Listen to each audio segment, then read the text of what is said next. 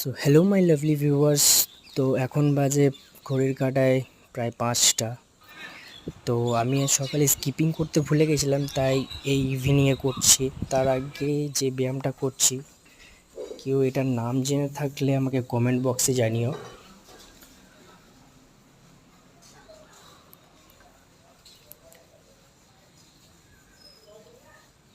তো আমার ব্যায়াম তো শেষ, এবার করব 300 স্কিপিং।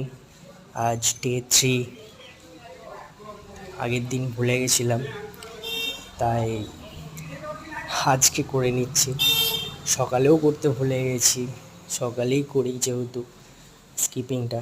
এখন এই সময় খেলতে যাব, 5টা বাজছে।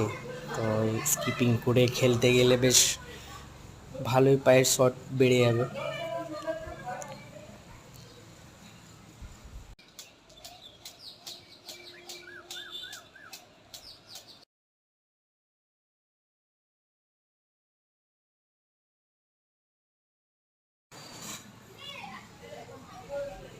Thank you, support me.